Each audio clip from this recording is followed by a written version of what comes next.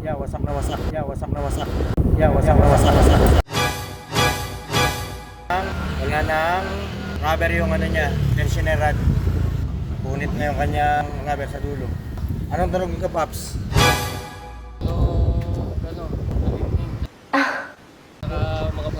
Mga halinging, no? Kasi ito yung problema nung kay Paps. Sobrang tigas. Napakalaswa ng dila mo! Sobrang tigas. So mangyayari mga idol kapag sobrang tigas yung ating tensioner spring, yan, durog talaga yung ating rubber dito sa ating tensioner rod. Kasi sobrang tigas ng tension, pinupwersa niya yan. Advice ko na kung palit tayo ng tensioner spring, yung stock sana ay malambot, hindi yung sobrang tigas na ganito. Siraan niya yung mga rubber dito at saka yung dito, yung mga guide niya. Ubusin niya yan.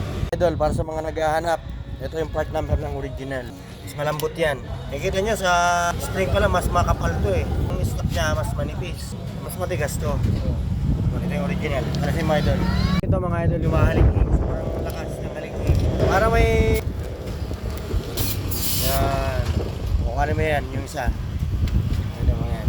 Ito yung replacement, sobrang tigas yan.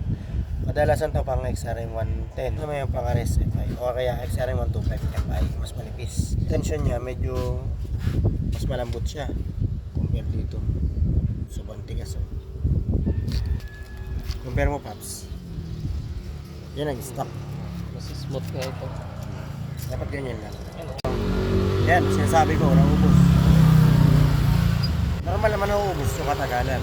Pero sa'yo, medyo modelo pa yun sa'yo eh. Digital yan ano, modelo nga. Oh.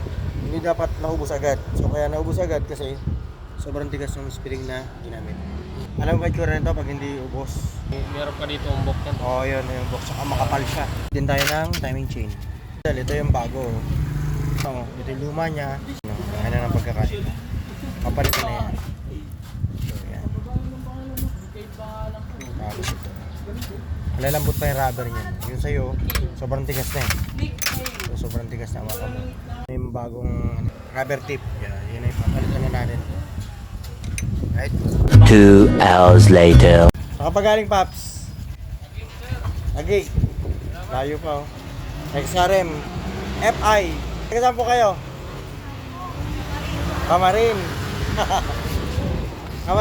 Camarines Norte? Kalokan. At kung umabot ka sa punto ng bidyong ito at kung natuwa at may natutunan ka, aba paki-like and share naman at paki-follow na rin para masaya. Big shoutout nga pala sa mga idol ko na palaging nanonood.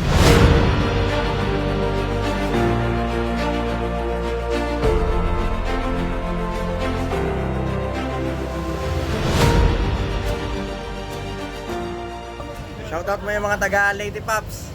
Shoutout po sa mga taga Leyte sa Palo, Barangay San Isidro, Palo, Leyte. Sa mga Salceda family at saka Bingri family. Shoutout po sa inyo. Hanggang sa muli, bye-bye!